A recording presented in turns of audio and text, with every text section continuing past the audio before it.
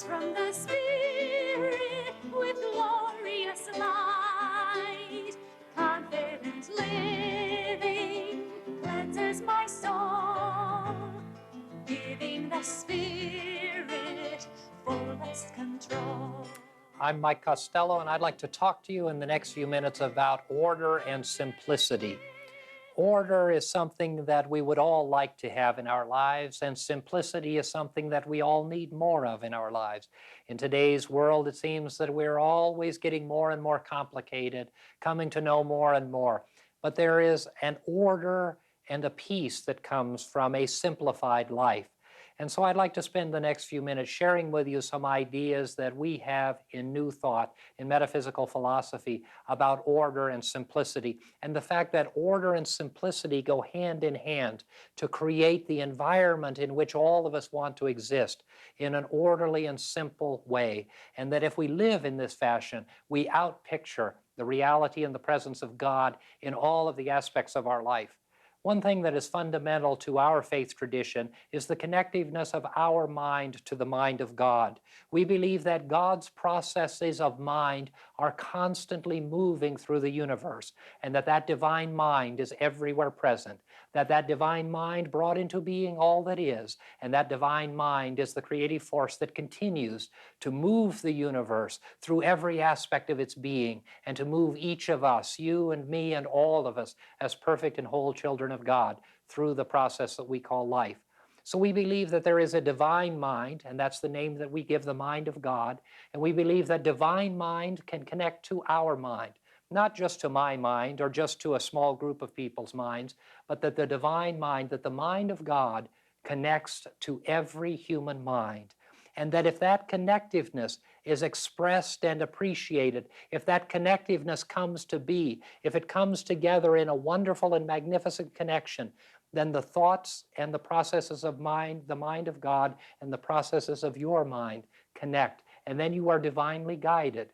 You have access to infinite intelligence. And the reality is that God is constantly speaking to you and through you through the process of mind.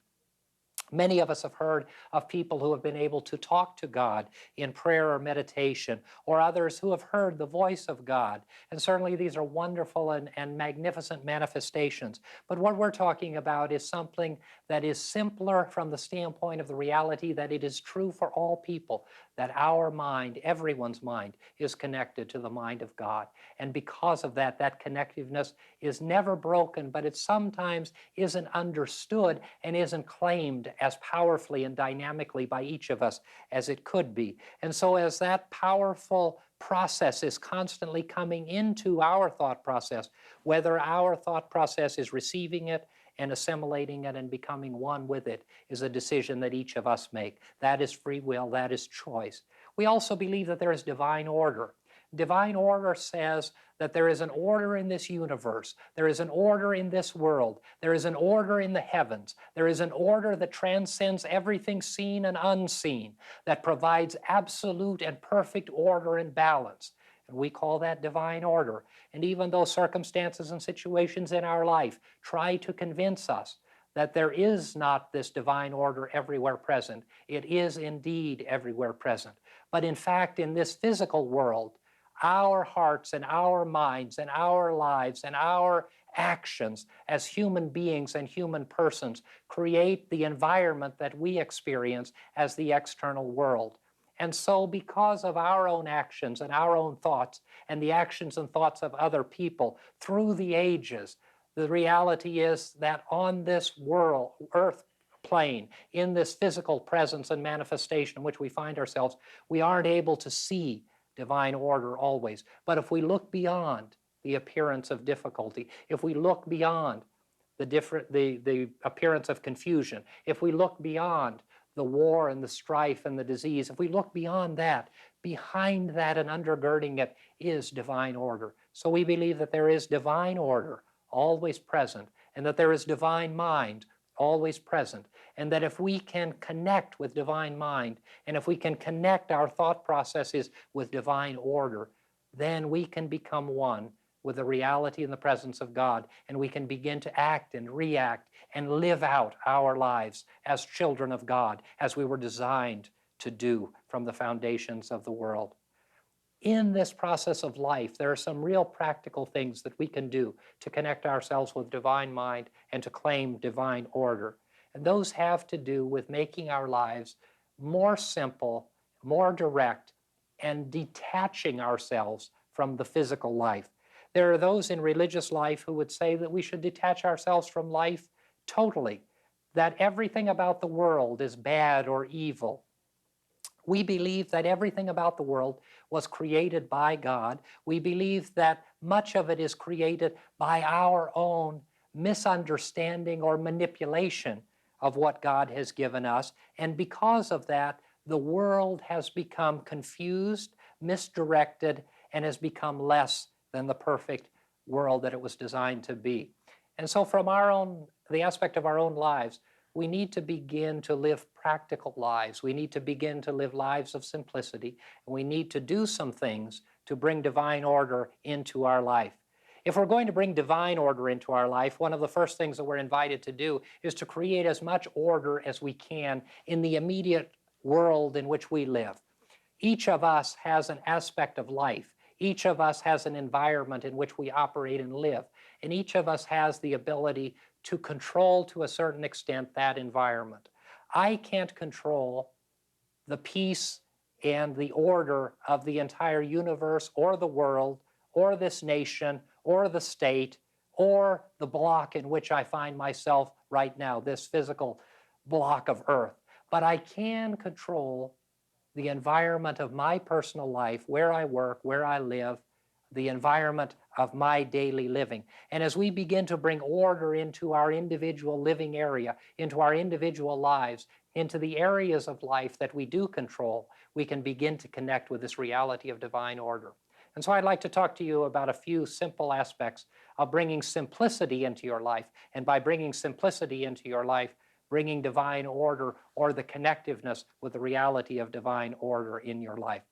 I'd like to share 4 concepts that I found to be very helpful in simplifying my life. And some of these may seem ridiculously simple to you, and you may believe they have nothing whatsoever to do with your psychological health or your spiritual well-being, but they do, because they will bring about a more peaceful, a more orderly, a more simple life in the daily aspects of your life experience. The first one is your keys. How many keys do you carry? How many keys are on your key ring? How many keys do you have in your life that you have to deal with? A number of years ago, I was telling our church just a few weeks ago in a sermon that a number of years ago, I had a big key ring, and it had keys to everything. It had keys to my house, and keys to the church, and keys to my office, and keys to sheds, and keys to gates, and keys to this, and keys, and even keys that I didn't know what they went to anymore. And I had so many keys that they hung on the ignition of my car and caused a problem to my ignition, actually damaged the ignition. And the car repairman told me, you've got to take some of these keys off this key ring. And when I began to look at this key ring and examine it, some of the keys I didn't know what they went to. Other keys I used so infrequently. And so as I moved through this, I decided that I could simplify my life a lot by eliminating a lot of these keys. Today I have a keychain that I carry in my pocket, and it has keys to my house and keys to my car. That's all it has. And then in other places I have keys to other things. I have keys on a key box that tell me where I need to have keys for, and I take them when I need them. A simple thing, but it got order into that aspect of my life. It brought order into that very complicated part of my life that had no need and no good thing for me in my being. The second thing is to begin to understand that we need always to do more and more of less. And that is that we need to constantly be examining our life. We need to constantly be looking at what it is we're doing. And we need to do more of the important things, and we need to do less of the unimportant things. So we need to do more and more of less and less. And as we refine our lives in this way, we identify what's really important. Family is important. Relationships are important. Your job is important. Your peace is important.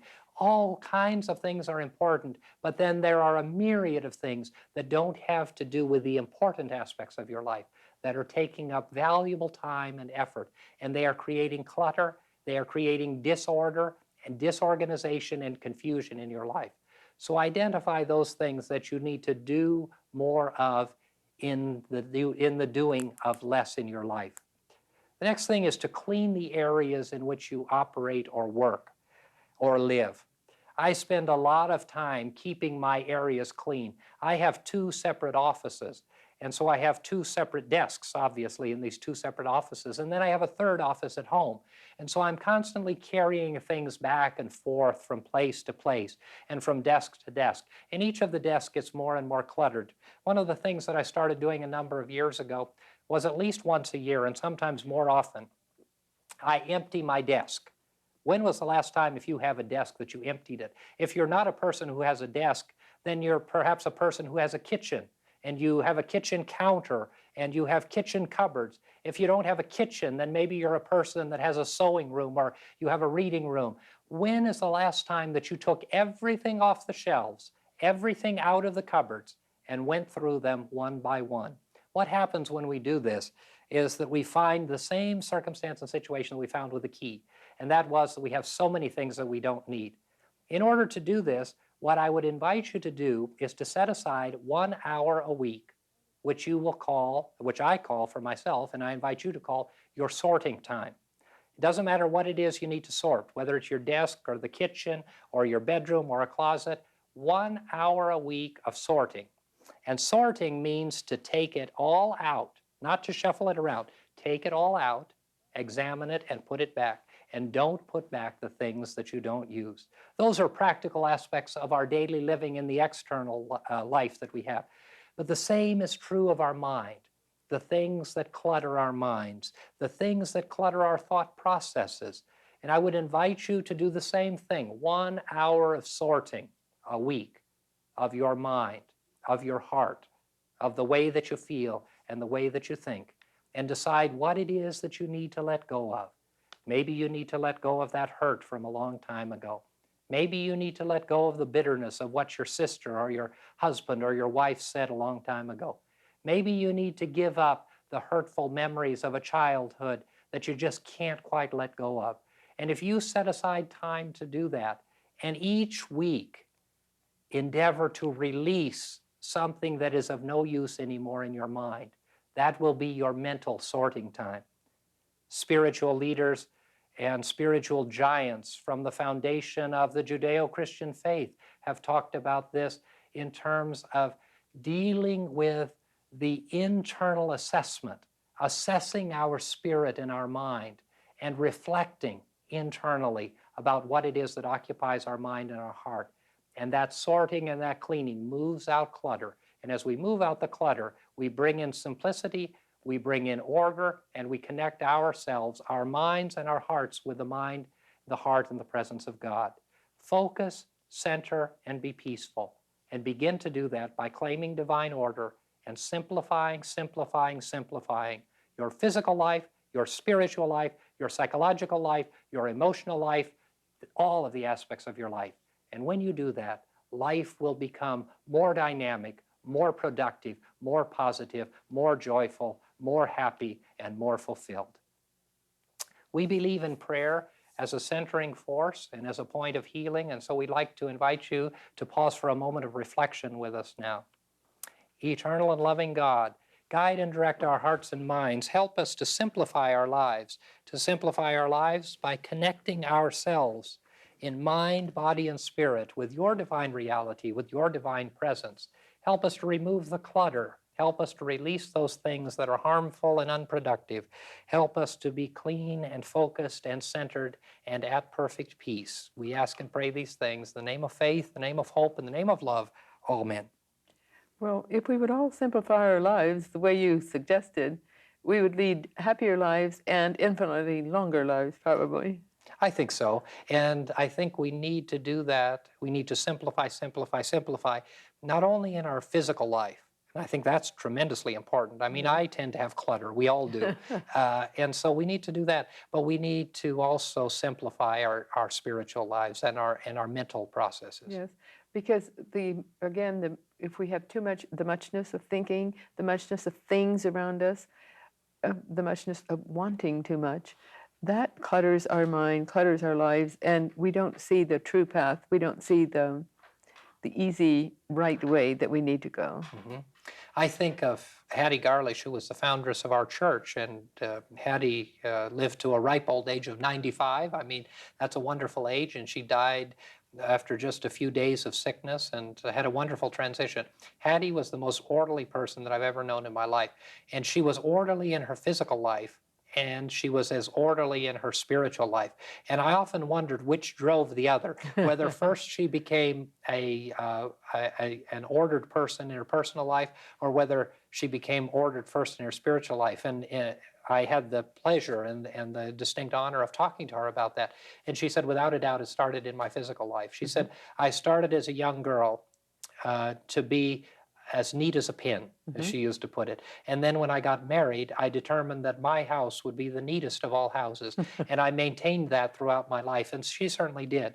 And even in her late years, when she was in her 80s and 90s, she would have her housekeeper take things off of the shelf and dust them and put them back. And it wasn't that she eliminated things, and certainly she was surrounded by wonderful, beautiful things, had a beautiful home, and she lived a prosperous and very worldly life, if you will. But there was not a lot of clutter, and there was not a lot that was unnecessary, and all of the things in her life that she had, she appreciated and enjoyed them. And even though she had a lot, there was not a lot of unnecessary things. So it was orderly, and that order in her life caused her to be in divine order in her spiritual life. So she didn't just collect things, she used what she had and enjoyed them. They were not just things that she coveted and collected. No, most of them were used, no question about that. But she did have things that she collected, but she collected them and savored them, but they didn't just sit there. Yeah, that's what I mean. They got used, and they got cared for and moved from time to time. And so I think it isn't an issue of austerity as much as it's an issue of order. Yes. And I think we can all get a sense when we walk into a house or we walk into a room. It can be a room filled with things and have such a feeling of serenity and order. Or we can walk into another environment and we immediately feel within us this disorganized presence. I bet Mrs. Garlish kept her drawers and closets all tidy too, but she didn't have any clutter in those. She had no clutter whatsoever, and she was always making things. She was a wonderful person who believed that the greatest gifts that we can give people are a part of ourselves. And so she was notorious for making these wonderful little booklets. If someone had a birthday or an anniversary, she would make a booklet of 5 or 6 pages, and she'd get her typewriter out and she'd write something wonderful, some wonderful reflection about that person. And so as a consequence, she had a lot of things that she pasted and flowers that she put on to make this nice. When she died, I have to tell the story, you've probably heard it before, but when she died, in her hall closet, there were a number of boxes, all wonderfully labeled, that had this and that in it. And here was a box of the things that she used to make these wonderful cards that people had received from her booklets. And there was one that was marked flowers, and it had little cut-up flowers. And there was another one that had Bible verses, and there were little Bible verses cut up in it that she would use to glue on. There was another one that said, strings too short to use. And so it occurred to me, well, it couldn't possibly be strings too short to use. And I took it down and I opened it up, and sure enough, it was filled with strings too short to use. Well, obviously, she used these strings in making the booklets. But that just gave me such an insight into Hattie and her mind, that her mind was so organized that everything was in its place, and there was a place for everything. And that's the way her spiritual mind was. And when we would sit with her and she would talk and teach us so much, people would come and ask her questions. And of course, as a wonderful spiritual teacher that she was, people would ask this and that about esoteric things and detailed things and deeply spiritual things. And more often than not, she'd say, I don't know, why do you ask? And to her, it was important that we understand the things that mattered to live a fuller and happier life. And I think that that has to do with the divine order that was manifest in her life. It was an outpicturing of her physical life. And I think we need to do that. We need to see what it is that clutters our mind. Exactly. And as you were speaking, I was thinking, I bet all the people who live to be very old are those who have led orderly lives. I believe so. And those I'm thinking of, you gave Mrs. Garlish as an example, and I can think of others who are who live to be very old in their 90s and past 100, and they've all had orderly lives. Right, absolutely. That order brings, I think order brings peace. Peace of mind. Peace of mind, peace of spirit. It brings an environment that allows us to feel the way we need to feel in order to nurture our soul and our being. You know, if we're constantly in the midst of clutter, I think that it takes a terrible toll on us. It would, because it pulls at us, and everything has a vibration. You teach that so beautifully, that everything functions to a vibratory rate, and so the vibrations around that would be a clutter, would be just that, chaos. Exactly. And I call it a shaky orbit. I see people with a shaky orbit. It's because there's clutter around them. And they live in that clutter Yes. so that as time passes, they become a part of it. Yes. And it becomes a part of them. And they're lost. They're lost in the clutter. Yes. And people who can step out of their homes looking beautifully groomed can have left a very cluttered home, and that's a dichotomy. But it's the circumstances they've left behind that would create the energy around them. And then going back into that environment, I Yes. mean, coming in and out of it must be almost a shock. I know from my perspective, I have a clean desk syndrome. And by that, I mean, when I finish a day or finish wherever I am, and as I said, I have 3 offices, 2 offices and 1 at home, so 3. But whenever I finish, I take everything off of the desk and I put it in a stack and I put it in a drawer. And I try to keep that stack of what I'm working on, not more than about this much. But I never can leave things on the desk, because what I found over the years is if I walk back into that office tomorrow or the next day, a week from now, whenever I come back, and I see that desk there with muss on it, it immediately puts me in a different frame of mind than when I walk in and I see a clean desk. Yes. Because that appearance of order, which is really the appearance of order, helps me.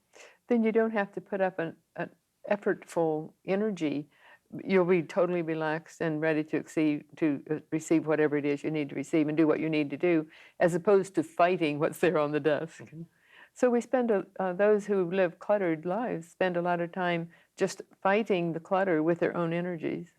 So we could say, as without, so within. Yes. And as within, so without. And so our lives outpicture, and I think we can see that in people. We can see it in nervousness. We can Yes. see it in stress. We can see it in disorganization, in these negative aspects of life, when the person internalizes it and externalizes it. And we can take lessons from those who are serene and see what it is that makes them serene. And the pointers you just gave of keeping a clean desk, keeping a clean work area, whether we work with a desk or a kitchen or a workshop or whatever it is, if we keep it clean and tidy. And the most efficient workers are those who keep a clean area. That's true if you take your car to be repaired. If they have a clean area, then they're more efficient on repairing that automobile. The other thing we know about cluttered work areas is that the cleaner the work area, from when we move into industrial areas, the safer the environment. Yes, yes. Well, of course, keeping uncluttered is staying attuned to Creator, God. And as we stay attuned, then we are serene and at one, because that's what it is. But if we're not attuned, then we create the chaos around us. That tremendously important. That's that connectiveness with divine mind and our mind, but that is that at-one-ment, Yes. the attunement, but the at-one-ment that we have with God. And as we attune our lives, then wonderful things start happening. And of course, God's always connected to us, but whether we're attuned to God is really what makes the difference. That's the difference. That is a given, that He's connected with us. But whether or not we attune ourselves to that divine energy would be our prerogative. And of course, if we don't attune ourselves to the presence of God, then we've really given up Yes. probably the most magnificent gift that we have. It's called selling ourselves short. Yes. And we don't need to do that. And just to stay attuned is so easy. It's a lot easier to stay in attunement than it is to go off in a lot of different directions.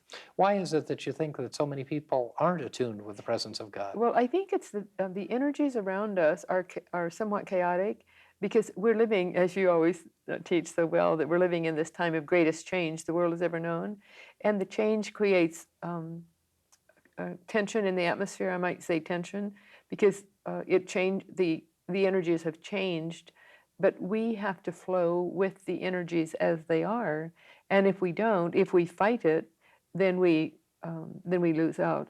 Another thing, most people watch TV a lot, and I call it the want syndrome.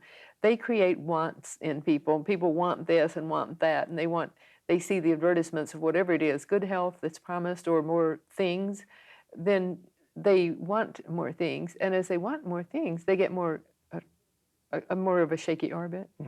And become more detached from the presence and power of God. Right, and not detached from the things they should detach from. Exactly. What we need to detach from is the negative aspects Yes. of life, and instead Yes. they're detaching from the presence of God. Although it's impossible to detach from that, they then cut off the flow or the realization of that presence. Yes, and it's also not realizing that we need to create balance in our lives, and if to expect that yes, we do have negative and we do have positive, and it's up to us to create that balance, and we can leave behind or detach from whatever we wish to, and that's what we need to do, and that's why we're here on Earth to discriminate, to balance, and to grow. And if we didn't have the negative and positive to balance with, then we wouldn't need to be here. And when we have the negative, it's not to eliminate the negative at all. Exactly. It's simply to cope with the negative and to be able to deal with it effectively and in the most empowered fashion. Yes, and to grow from it instead of staying with it or instead of fighting it. And when we do that, then it doesn't matter what happens to us. Then anything can happen to us, and we're strengthened and empowered to deal with that. Yeah. And that's what the presence and power of God does for us. And it's not, again, it's not fighting whatever it is, the negative aspect, but it's just accentuating the positive. Exactly. And then our positive aspect of life is able to dominate the negative experience. We connect with the presence and power of God, and the power and presence of God guides and directs us in the way in which we should go. Exactly. Dr. Freelander and I have been sharing with you some ideas and concepts about confident living, and we hope that you found them to be useful, and we look forward to seeing you next time. And visions of value, the kingdom at hand. Confident living, talent to win. Gift of the Spirit moves from within.